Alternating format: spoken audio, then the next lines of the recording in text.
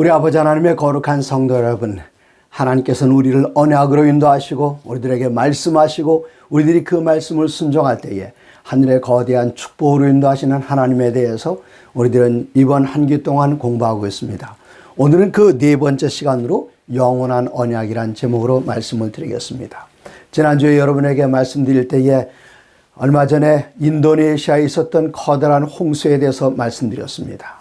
올 연초에 인도네시아 누사 탱가라 대회 지역 안에서 하나님의 거룩한 말씀을 증거했습니다. 2,000명에서 3,000명 사이에 많은 분들이 온라인을 통해서 유튜브를 보면서 줌을 통해서 페이스북을 통해서 말씀을 듣고 그들의 마음을 하나님께 드릴 때에 40명의 귀한 영혼들이 침례로 거듭나게 되었습니다. 그러나 안타깝게도 지난달 31일부터 내린 폭우는 이 지역의 많은 주택들과 농장들과 그리고 가축들을 쓸어내버리고 말았습니다.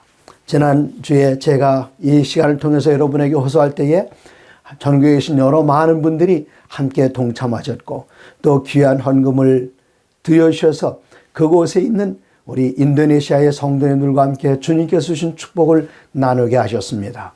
여기에 동참하신 여러분들에게 진심으로 감사드립니다.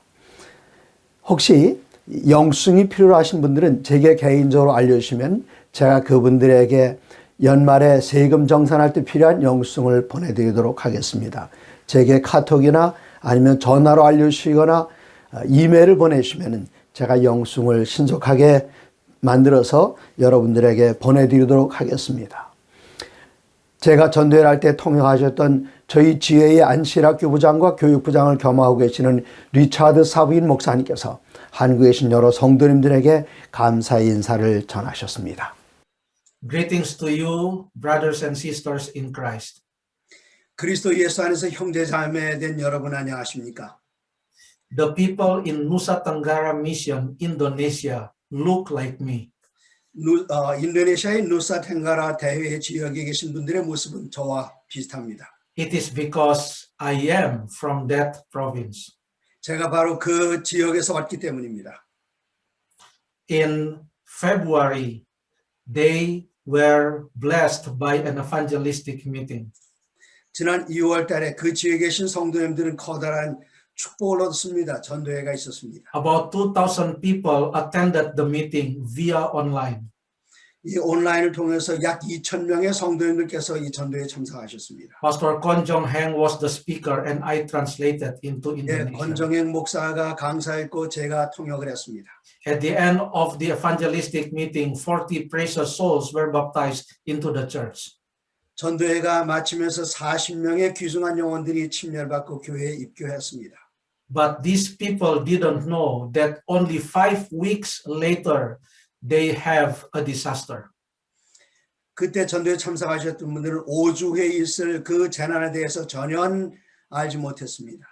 Landslide, flood, heavy rain, and storm.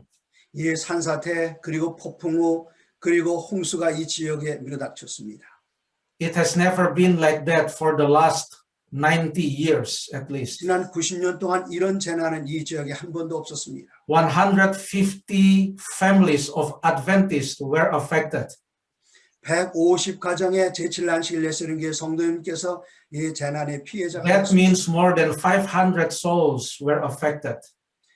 150가정이라면 약 500명 이상의 성도님께서 이 재난의 피해를 They 입으셨습니다. lost their flocks, they lost their houses, they lost their fields, rice fields. 그들의 농사짓던 논도 다 망가지고 집도 떠내려갔고 그들이 기르던 가축들도 떠내려갔습니다. One person died, a church member. 우리 성도님들 중에 안타깝게도 한 분이 돌아가셨습니다. And she is from the local church of my father. 그 제 아버님께서 목회하시는 교회의 성도님이셨습니다. And now many of these church members, they stayed in the church and in the school in my village. 네, 지금 제 고향에서는 이 성도님께서 학교와 교회에 분산돼 수용돼 있습니다. I would like to thank every one of you who have generously shared with them God's blessing. 너그럽게 하나님의 거룩한 하나님께 주신 그 축복을 함께 나누신 성도 여러분에게 진심으로 감사드립니다. Now they know that they are not alone because they have brothers and sisters even in Korea. 지금 제 고향에 있는 우리 성도님께서는 혼자가 아니라는 사실을 알고 있습니다. 왜 그런가 하면 한국에 그들을 위하여 염려하는 우리 재림 성도 형제 자매들이 계시기 때문입니다. Whatever you have given strengthens their faith. 여러분께서 들으신 그 모든 것 하나하나가 여기 계신 성도님들의 믿음을 더하고 있습니다. Let us pray for them that they could be revived and they could have hope for the future. 이분들이 미래에 대해서 희망을 갖고 주님 안에 희망을 갖고 미래를 내다볼 수 있도록 기도해 주시기 바랍니다. On behalf of our people there, especially Seventh-day Adventist church members, I would like to thank you very, very much from the deepest of my heart. 인도네시아에 있는 모든 분들, 특별히 제7난식일 예수님교 성도님들 대표해서 제 마음속 깊은 곳으로부터 한국인 성도 여러분들에게 감사 인사를 드립니다. 고맙습니다. Thank you very much. 감사합니다. 이제 하나님의 거룩한 말씀을 펼치시겠습니다. 아브라함이 80이 넘어서 90을 바라보는 나이가 되었을 때에 하나님께서 그에게 나타나셨습니다. 창세기 15장 1절입니다. 이후에 여호와의 말씀이 환상 중에 아브라함에게 임하여 이르시되 아브라함아 두려워하지 말라 나는 네 방패요 너의 지극히 큰 상급이니라. 여기 상급이라고 말씀하실 때에 아브라함에게 자녀를 주겠다는 암시가 들어 있습니다. 그러나 아브라함은 자기의 나이가 많은 것을 기억하면서 2절에 아브라함이 이르되 주 여호와여 무엇을 내게 주시려 하나이까 나는 자식이 없사오니 제게 자식이 없는데 많은 것을 주신들 그거 제가 이 나이 많아서 누구에게 물려주고 죽으란 말입니까? 나의 상속자는 이 다메섹 사람 엘리에셀이니이다. 그에게 신실한 종 엘리에셀이 있어서 내가 가지고 있는 아버지 하나님께서 내게 주신 이 부유한 모든 것들을 내가 여기 있는 종에게 다 물려주겠습니다. 그러나 하나님께서는 말씀하십니다. 4절입니다. 여호와의 말씀이 그에게 임하여 이르시되 그 사람이 내 상속자가 아니다. 내 몸에서 날 자가 내 상속자가 되리라. 이것은 인간으로 생각할 때 불가능한 일이었습니다. 이때 하나님께서는 그를 끌고 나오셔서 하늘의 별들을 보여줍니다. 몇 개인지 세봐라 셀 수 없습니다. 내 자손이 이렇게 많아지리라. 뭇별을 셀 수 있나 보라. 또 그에게 이르시되 내 자손이 이와 같으리라. 그런데 그 말씀을 어떻게 믿을 수 있습니까? 그런데 6절에 오면 아브라함이 여호와를 믿으니 하나님께서 그렇게 많은 자손 주실 것을 그때에 믿었습니다.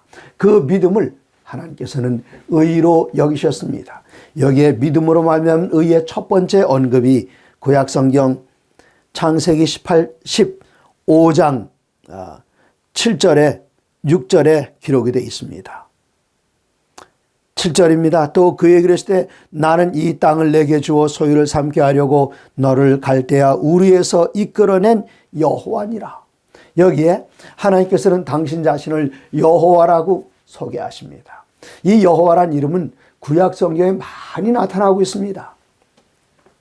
이 여호와라는 그 이름은 히브리어 글자로 요드 해 와우 해 네 글자로 되어 있어서 이 네 글자를 신명사자라 그렇게 이야기합니다. 하나님의 이름 네 글자, 이것은 아주 중요한 말입니다. 그래서 이스라엘 사람들은 지금도 여호와라는 이름을 함부로 입에 담거나 부르지 못하고 이 거룩한 이름을 읽을 때는 그냥 주라고 주님이라고 그렇게 읽습니다. 그래서 이 구약성경 혹시 영어로 읽으실 때에 Lord, 주란 말이 대문자로 Lord라고 써 있으면 그것은 여호와라는 말씀인 것을 여러분께서 아시면 되겠습니다. 그럼 여호와라는 이름의 뜻이 무엇입니까? 우리들은 분명히 잘 알지 못합니다만은 하나님께서 출애굽기 3장 14절에서 모세에게 말씀할 때에 나는 스스로 있는 자다 그렇게 말씀하셨습니다. 이 스스로 있는 자 여호와라는 그 표현을 호세아 12장 5절에서는 여호와 그것은 곧 하나님을 나타내는 기념칭호다. 하나님의 성호다. 그렇게 표현하고 있습니다. 이 성경에는 하나님 아버지를 나타내는 수많은 표현들이 있습니다. 주님, 하나님, 창조주, 남편, 반석, 목자, 수많은 표현들이 있지만 그 가운데 오직 여호와는 하나님의 성호, 그분의 이름이시고 나머지는 그분을 나타낸 다 칭호입니다. 예를 들어 저는 목사, 남편, 아버지, 형, 오빠 다 됩니다. 그러나 여기서 저를 나타내는 나머지 표현들은 다른 사람에게도 적용될 수 있지만 권정행이라는 그 이름은 저에게만 표현되듯이 여기 주님, 반석 이런 표현들을 다른 데도 혹시 썼는지는 모르겠습니다만은 오직 여호와 하나님은 우리를 창조하신 그 하나님 한 분에게만 돌려진 이름입니다. 하나님께서는 아브라함에게 여호와란 이름으로 친근하게 가까이 다가가셨습니다. 이 여호와란 이름이 구약 성경에서 성경 전체를 통해서 어디에 제일 먼저 나타나는가? 창세기 1장에 나타나지 않습니다. 창세기 1장 하나님께서 여세 동안 온 우주와 만물을 창조하실 때에 그때 사용하신 성호는 호칭은 엘로힘이었습니다. 하나님, 아주 강력하신 하나님, 우리 같은 인간이 생각하기에 너무나도 광대무변하고 크신 하나님, 그분을 나타낼 때는 엘로힘이었습니다. 빛이 있으라 때에 캄캄한 온 세상이 환해졌습니다. 그때 엘로힘이었습니다. 궁창은 물과 물로 나누라. 그래서 궁창 위에 물과 궁창 아래로 나눌 때에 그 커다란 태양, 온 지구를 덮는 바다, 그리고 이 지구의 창공 위에 있는 궁창 위에 물을 덮는 그 물을 나누신 위대하신 하나님, 그분은 엘로힘이었지만 창세기 2장 4절에 여호와 하나님, 여호와라는 이름이 드디어 나타납니다. 하나님께서는 온 우주를 말씀으로 창조하신 하나님께서 이 지구로 들어오셔서 이 지구의 진흙을 떠서 인간을 만드시고 그 코에 호흡을 불어넣으시고 그로 하여금 생명이 되게 하신 다음에 남자와 여자를 만드시고 그들을 짝지어 하나 되게 하신 하나님, 바로 그 하나님이 여호와 하나님이십니다. 이 성경에는 이름이 아주 중요합니다. 왜 이름이 중요한가? 이 세상에 이름이 없는 것은 존재하지 않습니다. 여러분, 이름 없는 사람 한번 기억해 보십시오. 누굽니까? 이름을 모를 수는 있어도 이름 없는 사람은 아무도 없습니다. 그래서 이름이란 무엇인가 하면 나의 존재의 연장이라고 할 수 있습니다. 여기는 권정행. 여러분, 혹시 제 이름 기억을 못 하신다 할지라도 그냥 그런 사람 있지. 하지만 제게 이름이 없다면 그 어떻게 기억이 돼서 기록에나 역사에 남을 수가 있겠습니까? 그래서 이름이 없는 것은 마치 존재가 없는 것과 같아서 이 성경에서 이름은 아주 중요합니다. 이 중요한 이름에 대해서 또 조금 이따 한 번 더 말씀을 드리겠습니다. 여기서 하나님께서는 언약의 하나님으로 당신을 나타나실 때에 창세기 15장 7절 나는 이 땅을 내게 주어 소유를 삼게 하려고 너를 갈대아 우리에서 이끌어낸 여호와, 하나님께서는 이끌어낸 여호와, 이때에 우리를 창조하신 하나님이 바로 창세기 2장 4절 이후로 인간을 창조하신 하나님, 그분이 여호와이시고 그 다음에 이 인간이 범죄하여 사단에게 팔렸을 때에 다시 찾아내신 하나님이 바로 여호와이십니다. 그래서 여기에 똑같은 그 표현을 나는 너희를 갈대아 우르에서 이끌어낸 여호와. 여러분, 이와 비슷한 표현을 하나 아주 익숙한 거에 찾을 수 있지 않습니까? 출애굽기 20장 3절로 17절은 하나님의 거룩한 계명을 나타낸 십계명입니다.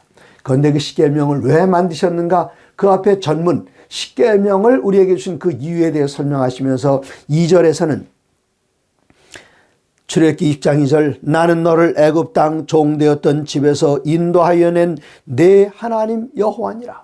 우리를 창조하신 그분이 하나님이시고 또 우리를 사망의 골짜기에서 이끌어내시고 구원의 땅으로 옮기시는 그 하나님이 바로 여호와 하나님이신 것을 말씀하시면서 나는 여기에 여호와다. 하나님께서는 당신 이름을 그렇게 이야기하십니다. 이제 17장 1절, 거기 한 장 건너뛰기 17장 1절을 보시면 아브라함이 99세 때에 여호와께서 아브라함에게 나타나서 그에게 이르시되 나는 전능한 하나님이라.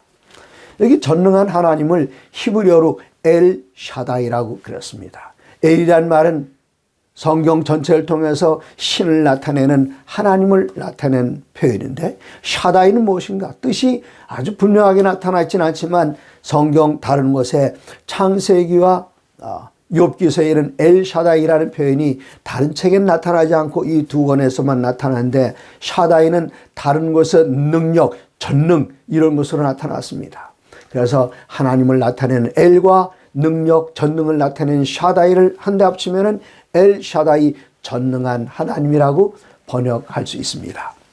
창세기 17장 1절에서 하나님께서는 99세 된 아브라함, 이제 먼저 15장에서 내 자손이 하늘의 별과 같이 많이 있으리라. 그 이후로는 10여 년이 지나도록 아무런 것도 일어나질 않았습니다.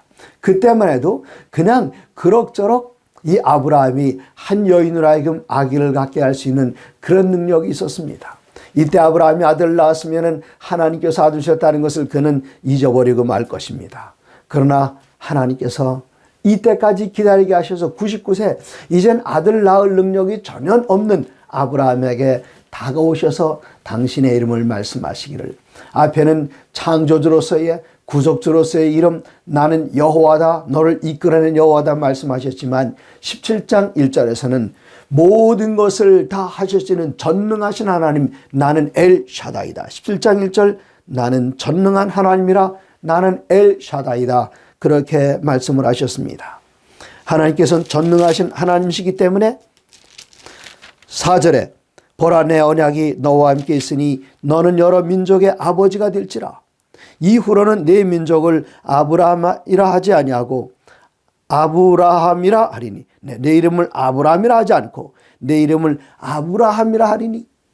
아브라함이란 말은 칭송받을 만한 아버지란 뜻입니다. 참 좋은 아버지야. 그 아버지는, 내 아무개 아버지는 진짜 정말 좋은 아버지, 모든 아버지의 귀감이 되는 모델 아버지야. 그게 바로 아브라함입니다. 그런데 하나님께서는 이때 이름을 바꾸셨습니다. 새로 장명해 주셨습니다. 그 이름이 무엇인가 하면 아브라함이었습니다. 아브라함, 엄청나게 커다란 뜻이 그 안에 들어있습니다.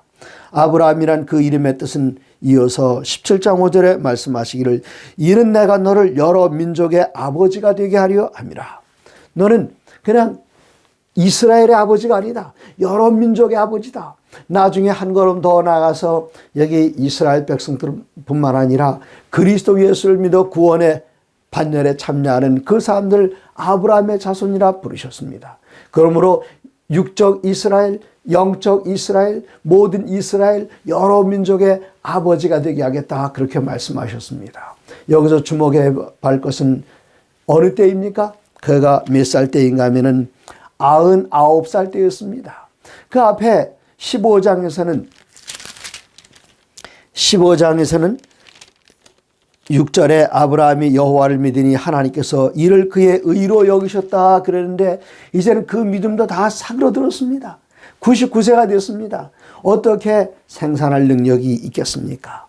그래서 17장 15절에는 하나님이 또 아브라함에게 이르시되 내 아내 사레는 이름을 사레라 하지 말고 사라라라. 내가 너에게 복을 주어 그가 내게 아들 낳아주게 하며 내가 그에게 복을 주어 그를 여러 민족의 어머니가 되게 하리니 민족의 여러 왕이 그에게서 나오리라. 17절 어떻게 이런 일이 있을까요? 17절 아브라함의 반응입니다.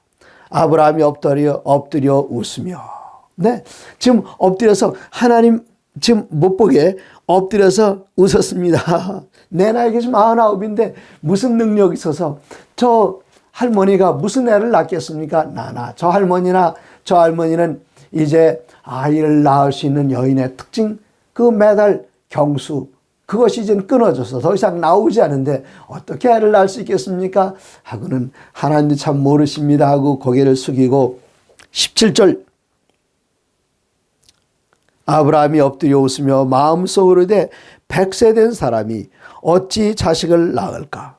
사라는 90세니 어찌 출산하리요? 그렇게 했습니다. 그럼에도 불구하고 이제 모든 생산 가능성이 완전히 다 끊어졌음에도 불구하고 하나님께서는 그에게 아들을 주시겠다. 어떻게 아들만 주시는가? 여러 많은 민족의 아버지가 되고 내 아내의 이름은 사레에서 사라로 바꾸라. 여러 민족의 어머니가 되리라.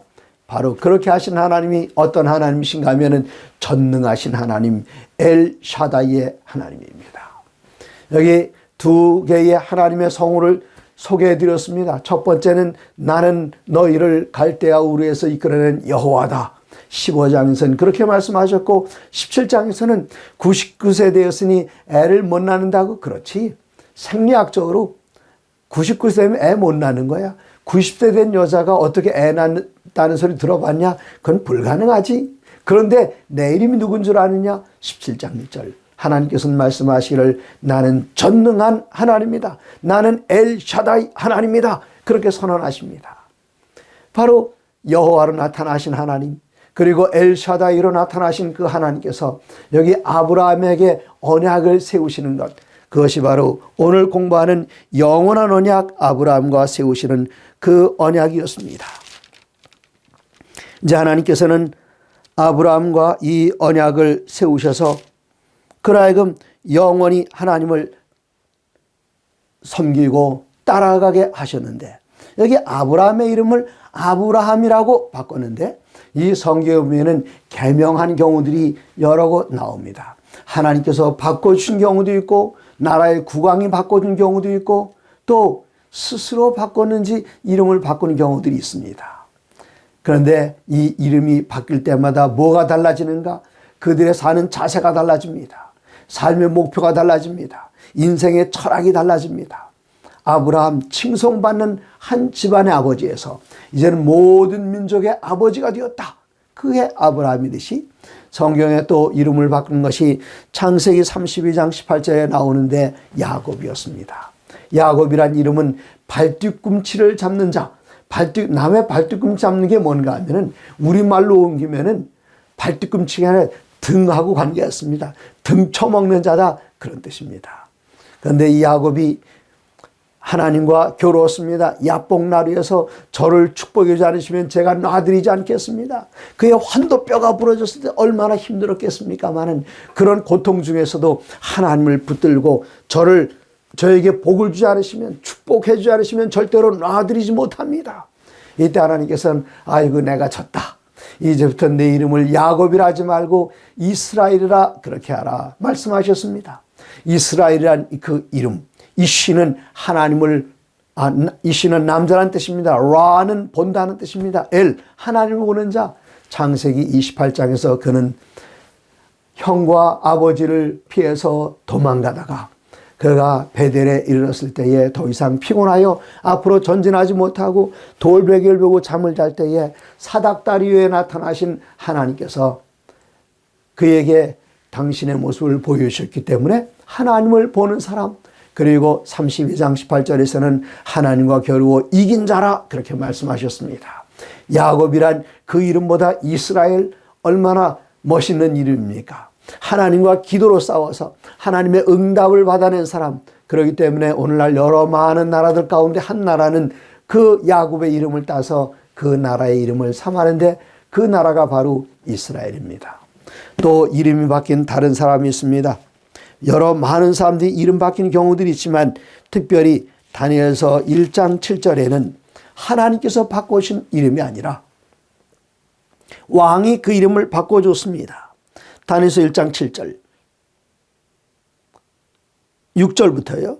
그들 가운데 유다 자손 곧 다니엘과 하나냐와 미사엘과 아사랴가 있었더니 환관장이 그들의 이름을 고쳐, 왕이 바꾸는 것이 아니라 환관장이 바꿔줬네요. 그 나라 이름으로 말입니다.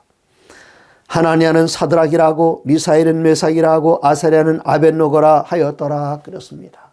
그 이름이 먼저 히브리 이름들은 다 하나님과 밀접하게 관계된 이름입니다. 예를 들어서 다니엘 하면은 다니엘은 단엘, 네, 하나님은 나의 재판장이시다. 하나님은 나의 재판장이다. 요는 뭘 잘못했나? 그게 아니라 나의 억울함을 재판을 통해서 신원하신 하나님, 하나님은 나의 재판장이다. 얼마나 멋있는 이름입니까? 그런데 환관장은 그들의 이름을 바벨론의 신들의 이름과 연관시켜서 그 이름을 바꿔줬습니다. 제가 미국에서 유학하고 있을 때에 제 아들들이 학교에 가면 한국 이름으로 불려지는 게 좀 불편했는지, 아버지 우리들한테 영어 이름 지어주면 안 돼요? 너 영어 이름 있지 않냐? 영어 이름이 뭔데요? 너는 그 명이고 넌 빛 아니냐. 그게 어떻게 영어 이름이에요. 영어 이름은 특별히 어느 나라가 없다. 존 그리고 메리 다 히브리인들의 이름이지 영어 이름은 그런 건 없어. 내가 아주 훌륭한 사람이 되면은 많은 사람들이 내 이름 따서 이름을 지을 거야. 그럼 그게 영어 이름이야. 그리고 내 이름을 데이빗 그러면 사람들이 데이빗 콘 들으면은 너같이 잘생긴 얼굴을 생각하겠냐? 아니면은 뭐 너처럼 잘생기긴 하겠지만 서양 사람을 생각하겠느냐? 너는 한국인의 자손이기 때문에 아버지가 내 이름을 지을 때 어떻게 지으는 줄 아느냐? 낮에도 빛나고 밤에도 빛나라. 날일자 달월자 밝은 명 내 이름을 명이고 우리 주님께서 말씀하시기를 너희는 세상의 빛이라 말씀하시 내 이름의 빛인데 이게 아버지가 너에게 바라는 소원이고 기도에서 얻은 이름인데 어떻게 다른 의미로는 바꾸겠느냐. 그랬더니 이 아들들이 지금도 미국 교회를 목회하면서 아주 자랑스럽게 패스터 명, 패스터 빛 그렇게 이야기하고 있습니다. 근데 이 빛이란 그 이름은 사람들이 빛 잘못하면은 그 빛으로 발음을 잘못해가지고 채소가 되고 맙니다. 그러나 그 아이는 아주 그 이름을 자랑스럽게 생각하고 있습니다. 아버지가 내게 주신 이름, 아버지가 내게 준 아버지의 모든 생각, 나에 대한 모든 소원, 그리고 내가 어떻게 살아나기를 바라는 그 이름. 서양 사람들은 이름을 쇼핑센터에 가서 이름을 쇼핑하듯 사전 갖다 놓고 그냥 좋은 이름 하나씩 고르는데 특별히 동양인들은 그리고 유대인들은 항상 이름을 지을 때에 이름을 작명, 새 이름을 지었습니다. 남의 이름을 따오는 것이 아니라 이름을 지었습니다. 이 세상에 권명이라는 아이가 또 있겠지요. 그래도 그 아버지가 그에게 줬던 것과 제가 아들에게 이름을 준 것, 그 두 사람 사이는 전혀 다르기 때문에 똑같은 한문으로는 권세권자 밝을명자를 써도 그 이름은 전혀 다른 이름입니다. 그런데 여기 이름을 바꿔줬어요. 환관장이 다니엘 이름은 벨드사살, 벨신이 너의 생명을 지키리라. 그런데 점토판, 바벨론 점토판 어딜 봐도 벨드사살이란 이름은 없습니다. 무슨 이름이 있는가 하면 벨사살은 있어요. 그러면 여기 오직 다니엘서만 벨드사살이란 이름이 나오는데 왜 그런가 하면 다니엘은 내 이름은 하나님이 나의 재판장이야. 어떻게 벨 같은 이방신이 내 생명을 지켜주겠느냐. 말도 안 된다 하고는 벨사살 사이에 묵음을 집어넣었어요. 묵음은 제로와 0과 같습니다. 아무리 큰 숫자에도 0을 곱하면 아무것도 없습니다. 그래서 벨사살 할 때에 틀을 집어 벨트사살 웃기고 했는데 벨신이 날 지켜 웃기지 마라 해서 벨이 나의 생명을 지킨다는 그 이름을 완전히 없애버리고 마는 그게. 그래서 여기 다니엘은 다니엘서를 기록할 때에 자기 이름을 벨사살 거기 왕은 그렇게 불러줬지만 환관장은 그렇게 불러줬지만 아니 내 이름은 영원히 다니엘이야. 내 이름은 결코 벨사살이 될 수 없어 벨트사살 그렇게 했던 것입니다. 또 신약 성경에 가면은 사울이 바울로 이름을 바꿨습니다. 한국의 유명한 목사님 가운데 순복음 중앙교회의 조용기 목사님, 당대에 70만 명의 성도를 모은 전 세계에서 가장 커다란 단일교회 목사님이셨습니다. 제가 대학원 할 때 미국에서 기독교의 역사 가운데 그 전기에 대한 사람들의 그 전기문에 대한 것들을 공부하는데 과제물이 뭔가 하면 기독교에서 탁월한 인물 하나를 선택해서 30페이지짜리 전기문을 써라. 그래서 저는 조용기 목사님을 선택했습니다. 그런데 그때 보니까 그분 영어 이름이 전에는 폴 용기 조였는데 데이빗 용기 조로 바뀌었더라고요. 1990년대 초였습니다. 그래서 제가 아무리 찾아봐도 이름 바뀐 경위를 알 수가 없어서 저는 그때 시카고에 살고 있었는데 시카고에 있는 어느 순복음교회 목사님에게 전화를 걸어서 질문했더니 네. 이제까지는 해외 선교사를 많이 보내면서 기독교 최초의 이방인을 위한 선교사가 바울이었던 것처럼 순복음교회에서는 많은 선교사들을 보냈습니다. 그런데 이제 남한과 북한이 통일될 날이 곧 가까운 것을 생각하고 통일 왕조의 탁월한 임금이었던 다윗으로 바울에서 다윗으로 이름을 바꿨습니다. 그 다음에 조용기 목사님은 오직 이 북한 선교에서 이젠 삘이 꽂히셔서 북한 선교에 대해서 많이 연구하시고 재혼들 모으기에 애쓰셨습니다. 이름이 바뀌면 가는 방향도 바뀌고 사명도 바꿔집니다. 그렇기 때문에 우리나라에 그 정치를 하는 정당들도 가다가 어려운 길에 딱 봉착하게 되면 제일 먼저 하는 일이 뭡니까? 거기는 사람들이 자기 자신 사람을 바꿔야 되는데 제일 먼저 바꾸는 것은 이름부터 바꿔가지고 간판 바꿔다는 것, 정당에서 그렇게 하지 않습니까? 새로운 결심을 나타낼 때에 그렇게 많이 하고 있습니다. 이제 창세기 12장 1절로 돌아갑니다. 창세기 12장 1절에 하나님께서는 아브라함을 불러내십니다. 여기에 하나님의 언약 관계들이 잘 표현되어 있습니다. 하나님께서 12장 1절 여호와께서 아브라함에게 이르시되 너는 너의 고향과 친척과 아버지의 집을 떠나 내가 네게 보여줄 땅으로 가라. 하나님께서 아브라함에게 접근하셨습니다. 그리고 하나님께서는 가라 명령하셨습니다. 어떻게 명령하셨을까요? 누구에게 무슨 부탁을 할 때에 저 사람이 전엔 안 들어줄 것 같다? 그럼 우리는 접근하지도 않습니다. 저 사람이라면 내가 이야기할 때 들어줄 거야. 그런 사람들에게만 우린 찾아갑니다. 하나님께서도 마찬가지입니다. 먼저 아브라함에게 오셨습니다. 넌 갈대아 우를 떠나 내가 지시할 땅으로 가라. 히브리서 11장에 보니까 아브라함은 어떻게 갔는가 하면 갈 바를 알지 못하고 어디로 가는지도 모르고 하나님께서 말씀하기에 그냥 갔습니다. 하나님께서는 누구를 선택하셨는가 하면은 순종할 만한 당신의 마음에 드는 사람을 선택하셨고 또 가라 말씀할 때에 아브라함은 순종했습니다. 이럴 때 하나님께서는 그에게 약속하셨습니다. 3절입니다. 2절 3절입니다.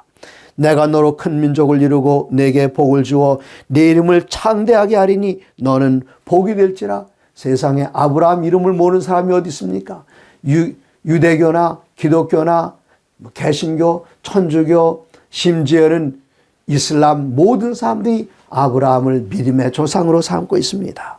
그 이름을 창대하게 하고 3절 너를 축복하는 자에게는 내가 복을 내리고 너를 저주하는 자에게는 내가 저주하리니 땅의 모든 족속이 너로 말미암아 복을 얻을 것이라. 하나님께서 여기에 그 약속을 하십니다. 그리고 약속을 하시면서 17장에서는 만민의 아버지, 여러 민족의 아버지, 열국의 아버지가 될 것을 말씀하셨습니다.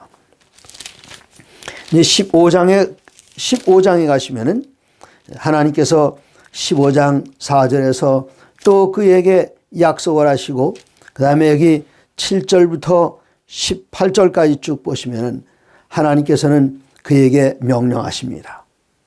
명령하신 다음에는 여기 언약의 3단계가 있다 그랬죠. 첫 번째는 하나님의 언약, 명령, 맹세로 하시고 두 번째는 우리들에게 순종이 요구되고 세 번째는 그 순종에 따른 축복의 결과를 그 언약의 3대 요소로 우리는 이야기하고 있습니다. 하나님께서는 창세기 15장 7절에서 너는 내가 너를 인도해낸 여호와다. 그랬더니 8절에 그가 이르되 여호와여 내가 이 땅을 소유로 받을 것을 무엇으로 알릴까?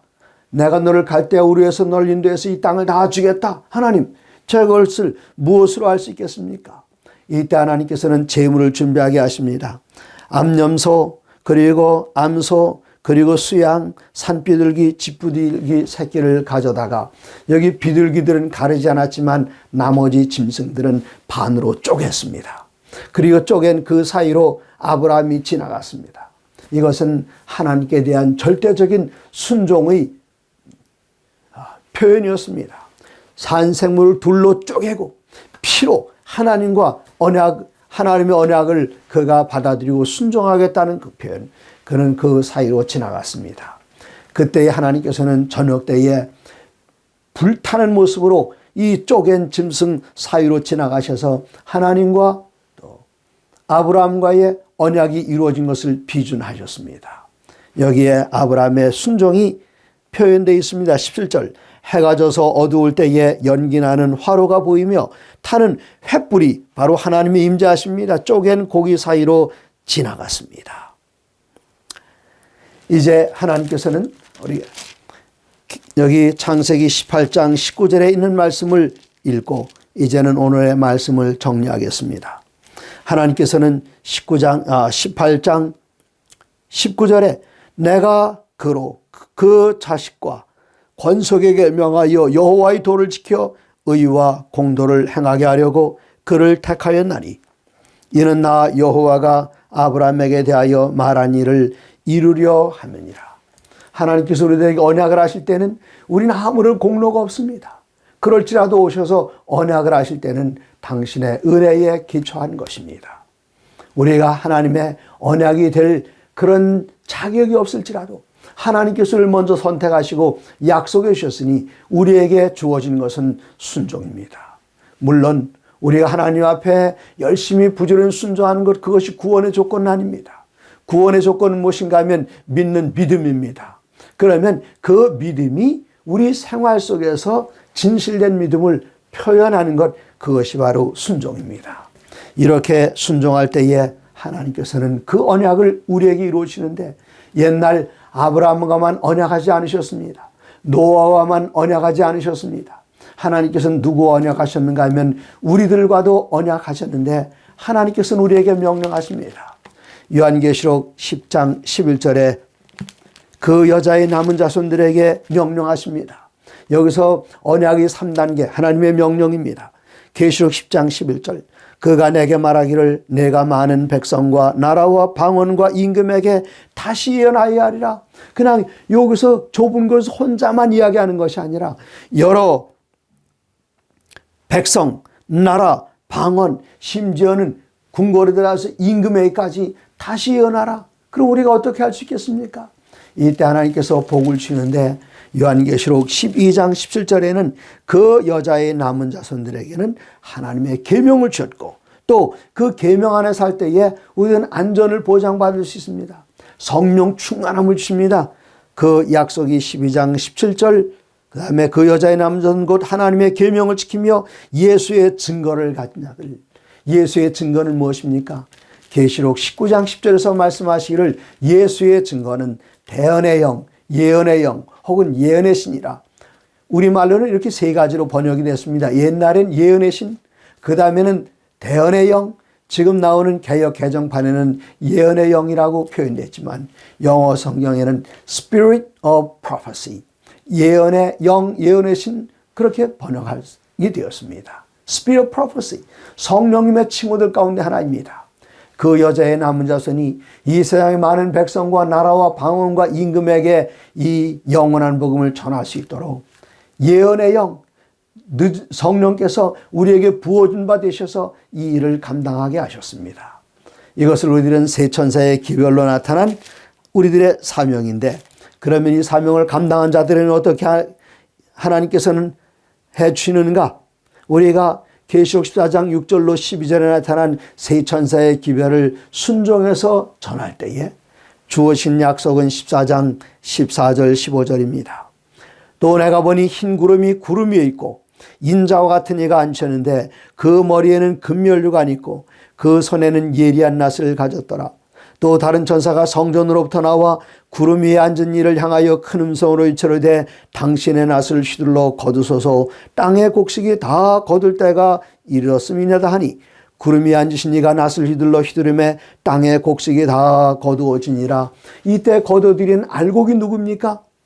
하나님의 거룩한 언약의 말씀을 따라 나아가서 여러 나라와 족속과 백성과 방언에게 영원한 복음을 전하고 세 천사의 기별을 전하며 순종한 그들을 하나님께서는 다 알곡으로 거둬들여서 하늘나라 창고에 곳간에 들이신다는 그 약속의 말씀이 그 여자의 남은 자손에게 주신 언약입니다.